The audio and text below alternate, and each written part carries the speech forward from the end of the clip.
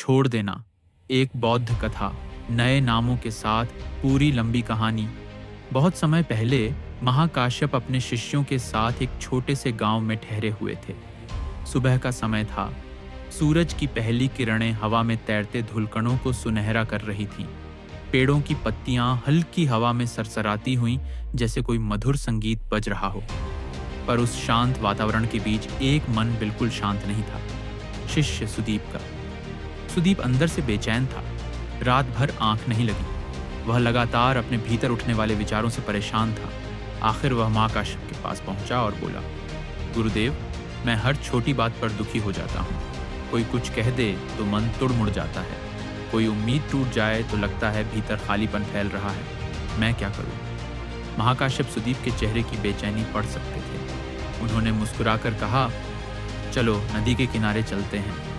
दोनों धीरे धीरे चलकर नदी किनारे पहुंचे। नदी सुबह की रोशनी में चांदी जैसी चमक रही थी। महाकाश्यप ने जमीन से एक पत्थर उठाया और सुदीप को दिया। इसे अपने हाथ में कसकर पकड़ो। सुदीप ने पत्थर को पूरी ताकत से पकड़ लिया। कुछ समय बीता। महाकाश्यप ने पूछा, अब कैसा लग रहा है? सुदीप ने कहा, हाथ दुखने लगा है, उंगलियां दर्द कर रही हैं। महाकाश्यप बोले, अब छोड़ दो। जैसे ही सुदीप ने पत्थर छोड़ा, उसके चेहरे पर राहत फैल गई। हाथ हल्का हो गया। महाकाश्यप ने शांत स्वर में कहा, यही तुम्हारे दुख का कारण है सुदीप। जिन बातों, उम्मीदों, यादों और रिश्तों को तुम कसकर पकड़े बैठे हो, वही तुम्हें हर दिन चोट पहुंचा रहे हैं। जब तक पकड़ छोड़ना नहीं सीखोगे, शांति कभी नहीं मिल सकती। सुदीप को जैसे कोई अंदर तक हिला देने वाली बात समझ में आने लगी। उसे याद आया कि उसने एक दोस्त की कही छोटी सी बात को वर्षों तक दिल में रखा था। एक पुराना रिश्ता जिसे वह छोड़ नहीं पा रहा था।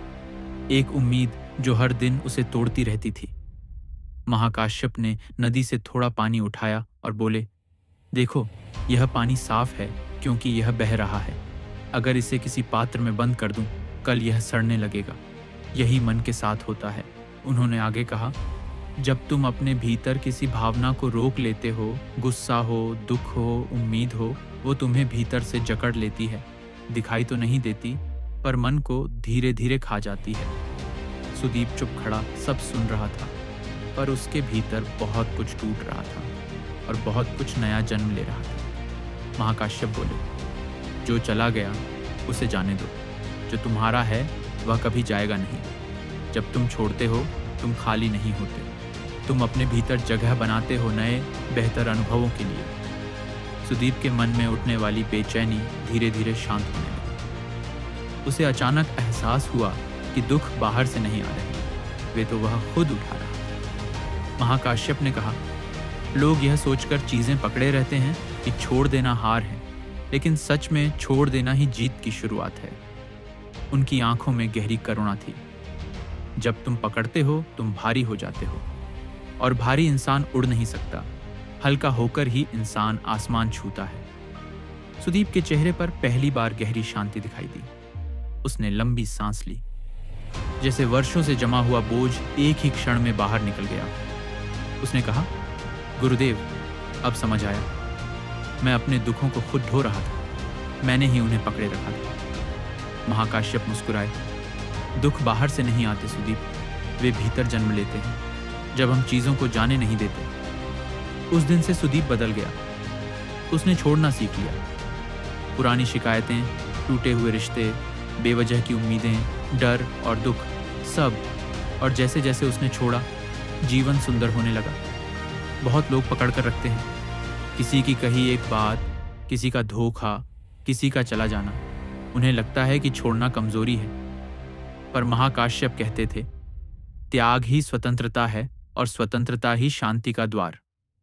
दोस्तों, यह कहानी सिर्फ सुनने की नहीं, जीने की है। अगर तुम भी किसी चीज, किसी बात, किसी व्यक्ति को पकड़कर बैठे हो, जिससे सिर्फ दर्द मिल रहा हो, तो आज एक बार कोशिश करो छोड़ देने की। शायद वहीं से तुम्हारी असली यात्रा शुरू होती हो। और याद रखना, जब तुम छोड़ते हो, तुम हारते नहीं, तुम उड़ने लगते